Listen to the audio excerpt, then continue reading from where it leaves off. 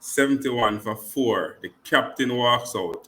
One huge yam swing. One ball. Ducks. I guess maybe them jet lag my it. That's the reason. It's jet lag. Welcome, Sports Nation, to Sports DTM, the sports channel where we call sports down the middle. You can expect the latest in sports news, views, and reviews from our resident analysts. No sports topic is too controversial, and no team or player is above criticism. So just smash that subscribe button and ring that notification bell to make sure you don't miss out on our balanced offering of riveting sports content. And don't forget to like, share, and leave a comment below. Welcome to Sports DTM. Greetings, Sports DTM fans, and welcome to another episode of Sports Down the Middle, your channel of undiluted sports content. Raymond and I are here to talk about the recently concluded ODI match between India and the West Indies. Not a great day for the West Indies, Raymond. How you feel? No, I'm a bit disappointed. However, it's just the first game. I see where they went wrong. I'm hoping that they see some of the mistakes they've made, and so they can correct it. But I'm not feeling super happy with what went down. And one of the issue might be not batting out the overs. That is always an issue. But India won the toss and elected to bowl first. West Indies starting 11 for this match saw a few changes from the match that lost to Ireland in Jamaica, and that was their last ODI.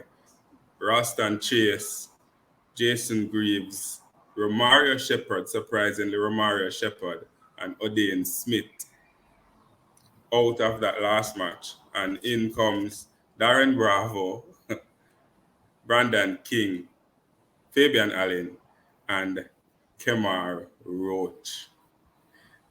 Raymond, Kemar Roach coming back into this at Yeah. I'm really surprised to see Kemar Roach there. Given what Shepard has been doing with bat and ball, he was on the ascendancy and only could just continue to get better. If we're actually serious about playing a tournament this year, it's best you try to keep and get the chemistry going. Replacing a Shepard now, given what he has been doing, the progress he has made and stuff like that, it doesn't make much sense to replace him. It's almost like we're still searching. You don't have key players. I'm seeing some key players you keep having, like a mainstay, and some of them not paying dividends either. So Roach coming in for Shepard definitely never made no sense. But when the West Indies batted, Raymond, and we can move right into that. This is what happened, and we spoke about this on several occasions. You cannot play 50 over or 20 over and don't face the entire 50 overs or 20 overs. And if you look at the extras for India was pretty decent, 8 extras. But batting at the top of the order, Hope, our highest ranked batsman in ODI, 8 from 10. Brandon King coming in 13 from 26. Bravo tried 18 from 34. Brooks 12 from 26. Poran 18 from 25. Capitan, the player who says that too many players out there get selected and them not ready, right? Walking out at 70 for 4. And the brother go out there, one ball, shut him eye, and swing the bat. Bold. Raymond. We saw some fight back from Older and Allen at the end. But that a score of 176, definitely not competitive in this format of the game at this level. No, not in any shape of imagination. So it's kind of funny and surprising. The one wild swing. Normally it would be a bat up and catch. So clearly, when you kind of describe it in the sense that he closed his eyes, it make a little sense because the ball actually passed him. So he's not even make any contact. But it's too easy to trouble Pollard, so let me just leave him out. That's a little bit, leave him out now. From the top order, it could have been better. I think the order should have actually to start it. The left hand and right hand batsmen to, at the crease to start it, to show off the bowlers, not make it comfortable for the team, the Indian team, to bowl to them. That will create some confusion. So the left and right man batsman starting it off would be a good strategy. Bravo coming in at third. I don't really like Bravo at third. He plays slow. Granted, his strike rate is not bad in this one, but typically he plays slow. And so I wouldn't necessarily want him to play at third. Yeah, so it's just some of those fixes I think would definitely help from a batting perspective. And of course, batting out 50 overs is essential. Is essential. To me, if you're able to do that and reduce your dot balls, if you ask me, those are some of the improvements. In fact, those are some of the KPIs I would have pretty much used, our standards. I would pretty much use to know level of improvement and things you could possibly identify to work on.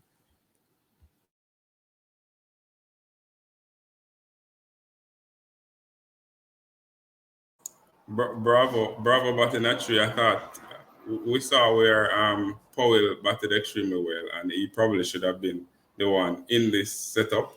But for some strange reason, Bravo continues to get the nod. We know he's one of the most experienced batters we have, but after a couple of tries, and we have asked on several occasions for him to be a part of the team, but clearly he did not take the opportunity at all.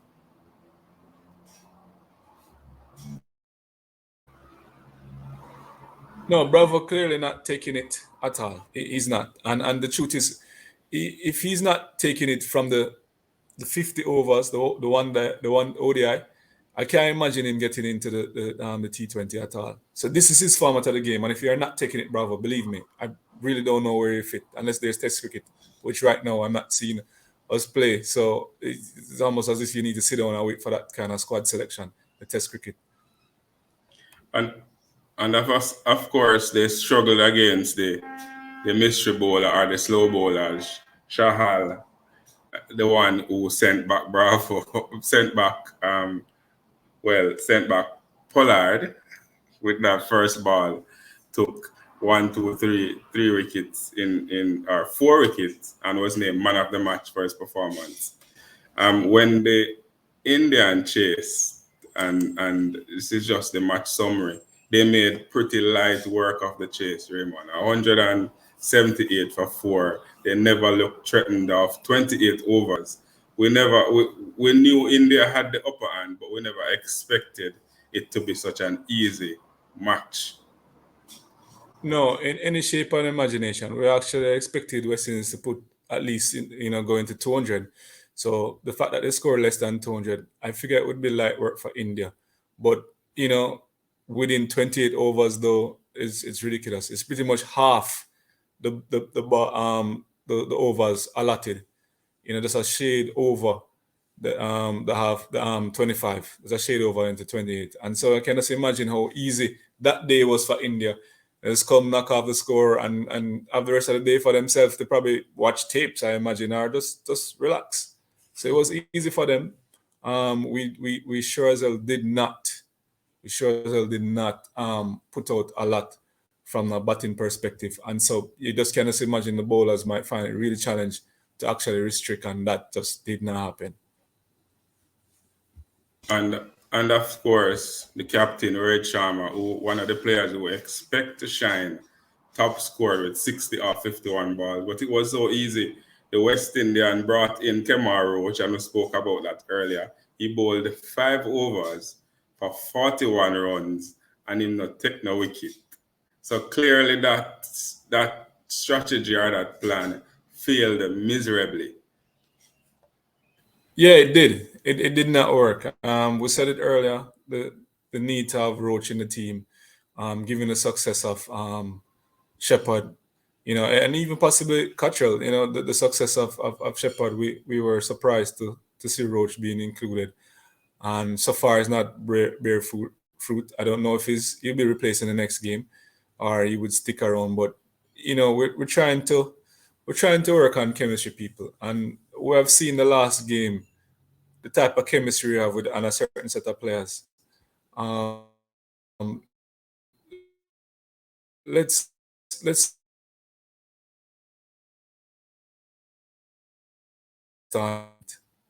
so as to have a complete team going into the next tournament.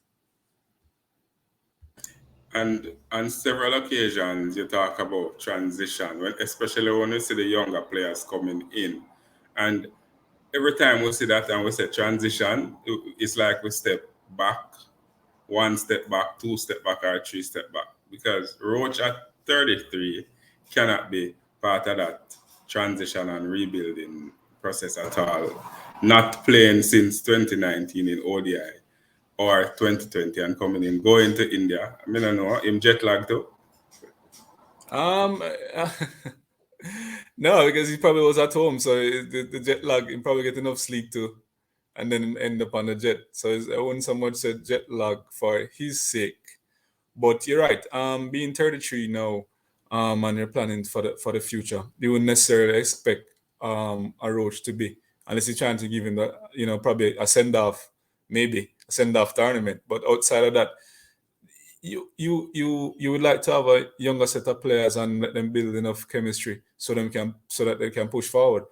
And to make the point, Hossein at one point would not actually stayed in the side. He has played well and he kept being included. Now right now he's a mainstay, and it's almost as if you would replace Hossein with somebody else who is out in the fringes and an older player. That don't make any sense for a future West Indies team. So some bright sparks for the West Indies. Jason Older, 57 from 71 balls. That's pretty much it. Alzar Joseph, 2 for 45 when the West Indies bowled. It was a total disappointing performance overall for the West Indies, especially their batting. And again, the top order failed, and we made 176 all out, not batting out over 50 overs, which is a cardinal sin in any cricket. And then when India chased, they made light work of it 178 for 4. And they never looked threatened. And fans out there, we would love to hear from you. What's your thoughts on this? India running away with easy winners by 6th wicket in the first ODI match against the West Indies. Let us hear your thoughts on the performance of the team, the selection of the team, and who them should kick out for the next match or who should stay. Just leave those comments in the comment section below. And always remember to like, to share, and to subscribe, and to tell a friend, to tell a friend, to tell a friend, to tell all of them friends to come and join the Sports DTM family. Raymond and I signing out. Be blessed.